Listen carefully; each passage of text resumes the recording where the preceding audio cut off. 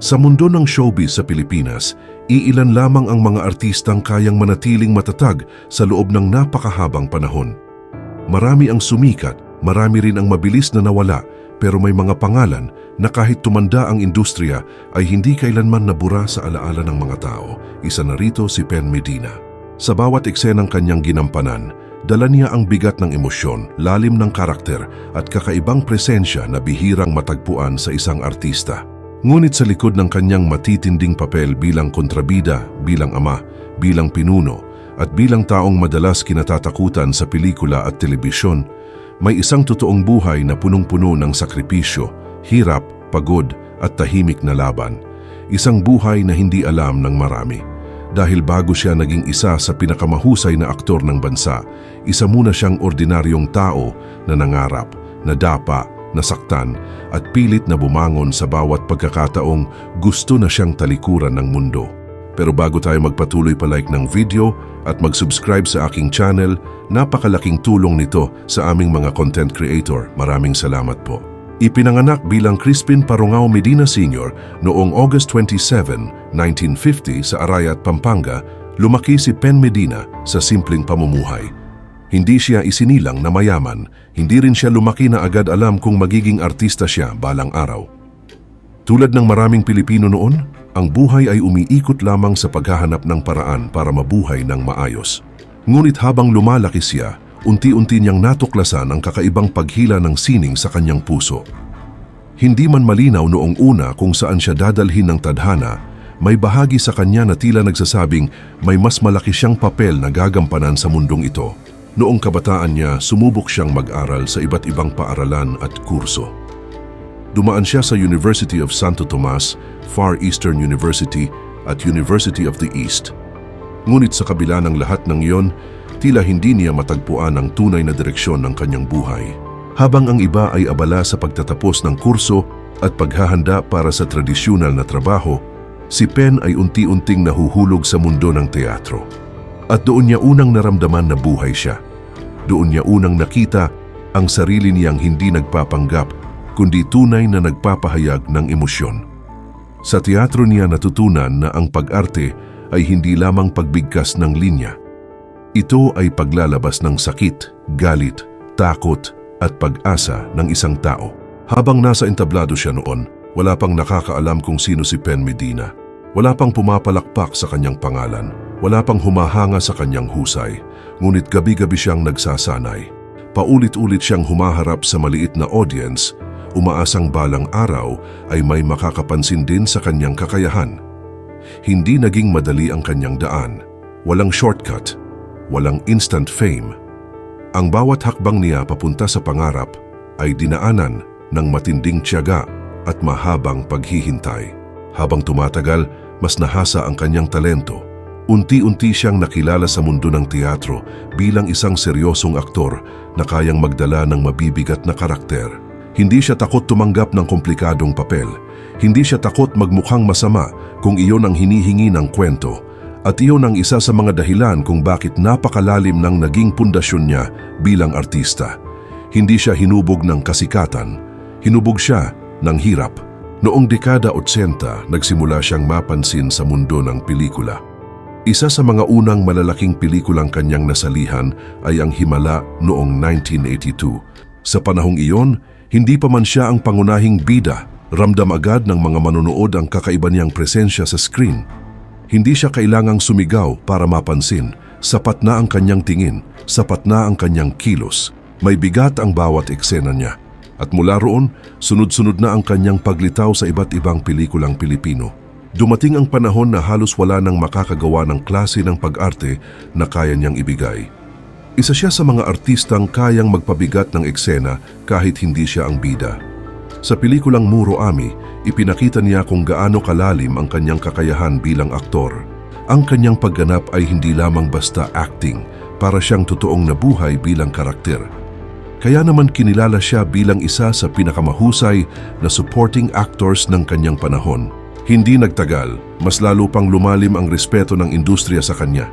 Lumabas siya sa mga pelikulang Death Row, Karnal, Layang Bilanggo at marami pang iba. Karamihan sa kanyang mga papel ay mabibigat, masasakit at sumasalamin sa tunay na buhay ng mga Pilipino. Madalas siyang makita bilang kontrabida, bilang kriminal, bilang ama na may madilim na nakaraan. Ngunit sa bawat papel ay may kakaiba siyang lalim na hindi mo basta makikita sa ordinaryong artista.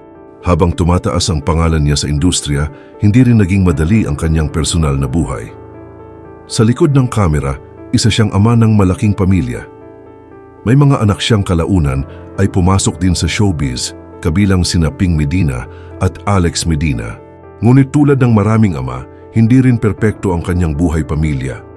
Dumaan siya sa mga komplikasyon, problema at mga pagsubok na hindi nakikita ng publiko. Habang ang mga tao ay pumapalakpak sa kanyang pag-arte, tahimik naman niyang dinadala ang bigat ng tunay na buhay sa likod ng kamera. Isa sa pinakamalaking turning point sa kanyang career ay nang mapabilang siya sa Encantadia bilang si Hagorn. Dito mas lalong nakilala si Pen Medina ng mas batang henerasyon. Ang karakter niyang si Hagorn ay naging isa sa pinaka-iconic na kontrabida sa telebisyon. Nakakatakot ang kanyang aura, mabigat ang kanyang boses, at sa bawat eksena niya, ramdam ng audience ang tensyon. Hindi na lamang siya simpleng artista noon. Isa na siyang alamat ng telebisyon. Sa pagdaan ng panahon, patuloy siyang lumabas sa iba't ibang teleserye at pelikula. Habang ang ibang artista ay nawawala sa eksena pag tumatanda, si Pen Medina ay nanatiling matatag. Hindi siya nawala ng saysay dahil sa bawat role niya may kalidad, may lalim, may karanasang hindi kayang bilhin ng kahit anong kasikatan. Ngunit habang tumatagal, unti-unti ring nagsalita ang kanyang katawan. Dumating ang panahon na kinailangan niyang harapin ang isa sa pinakamabigat na laban ng kanyang buhay. Hindi ito role sa pelikula, hindi ito scripted, totoong sakit ito. Noong 2022, napabalita na dumaranas siya ng seryosong kondisyon sa kanyang spine. Dahil dito, kinailangan niyang sumailalim sa major spinal surgery. Para sa isang artistang sanay gumalaw, tumayo ng matagal at magdala ng matitinding eksena, napakasakit isipin na dumating siya sa puntong halos hindi na niya kayang kumilos ng maayos. Habang ang ibang tao ay natutulog ng payapa, siya ay tahimik na lumalaban sa sakit. Habang ang publiko ay abala sa panunood ng bagong palabas, si Pen Medina naman ay nakikipaglaban para lamang makabangon sa kama. Napakahirap ng kanyang pinagdaanan noong mga panahong iyon. May mga araw na hindi niya alam kung makakabalik pa ba siya sa pag-arte. May mga sandaling tila gusto nang sumuko ng kanyang katawan, ngunit hindi siya bumitaw. Hindi niya hinayaang tapusin ng sakit ang kwento ng kanyang buhay. Matapos ang operasyon, unti-unti siyang gumaling. Bagamat hindi na tulad ng dati ang kanyang katawan, pinili pa rin niyang lumaban. Pinili pa rin niyang bumalik sa industriyang matagal niyang minahal, at nang muli siyang makita ng publiko sa telebisyon, marami ang naantig. Dahil kitang-kita sa kanyang mga mata ang pagod, ang sakit, ngunit naroon pa rin ang apoy ng isang artistang hindi pa handang magpaalam. Habang ang ibang tao sa kanyang edad ay tuluyan ng nagpapahinga, si Pen Medina ay patuloy pa ring lumilikha, patuloy pa rin siyang umaarte. At mas nakakagulat, muli rin niyang binalikan ang isa pa niyang pagmamahal, ang pagpipinta. Sa mga huling taon ng kanyang buhay bilang artist, ipinakita niya na hindi lang pala siya mahusay na aktor. Isa rin siyang pintor na gumagamit ng kulay upang ilabas ang emosyon at kwento ng kanyang pagkatao. Napakalalim isipin na ang isang lalaking madalas gumanap bilang matigas, malupit at kinatatakutang karakter ay siya ring taong tahimik na nasasaktan, napapagod at nangangailangan din ng pag-asa. Marahil iyon ang dahilan kung bakit napakatotoo ng kanyang pag-arte, dahil hindi siya umaarte lamang. Dinadala niya ang sariling sugat sa bawat karakter na kanyang binibigyang buhay. Sa kasalukuyan, si Pen Medina ay nananatiling isa sa pinakarespetadong veteranong artista sa Pilipinas. Hindi man siya palaging nasa sentro ng ingay ng showbiz, nananatili siyang mahalaga sa industriya. Siya ang klase ng artistang hindi kailangang laging trending para mapatunayan ang kanyang halaga. Ang kanyang pangalan mismo ay sapat ng simbolo ng kalidad, tibay at dedikasyon. At habang tumatanda siya, mas lalong nagiging emosyonal ang kanyang kwento. Dahil habang marami ang unti-unting nakakalimutan ng panahon, si Pen Medina ay nananatiling buhay sa alaala ng mga taong lumaki sa kanyang mga pelikula at teleserye. Siya ang paalala na hindi lahat ng bayani ay bida. Minsan, ang pinakamahuhusay ay iyong mga tahimik lang na ginagawa ang kanilang trabaho habang pasan-pasan ang sariling laban. Ngayon kapag nakikita siya ng mga tao sa telebisyon o sa mga larawan, maaring hindi na nila agad naiisip ang lahat ng sakit at sakripisyong pinagdaanan niya. Ngunit sa likod ng bawat ngiti niya ngayon ay isang mahabang kwento ng pakikipaglaban. Pakikipaglaban sa kahirapan, pakikipaglaban sa pagod, pakikipaglaban sa sakit, at higit sa lahat, pakikipaglaban para manatiling buhay ang kanyang pasyon bilang artista. At marahil iyon ang tunay na dahilan kung bakit hanggang ngayon ay mahal pa rin siya ng maraming Pilipino. Dahil si Pen Medina ay hindi lamang mahusay na aktor. Isa siyang taong hindi sumuko kahit ilang beses siyang pinabagsak ng buhay. Sa dulo ng kanyang kwento, mapapaisip ka rin, paano kaya nabuhay ang isang lalaking buong buhay na ginamit ang emosyon para bigyang buhay ang ibang karakter habang tahimik niyang tinatago ang sarili niyang sakit?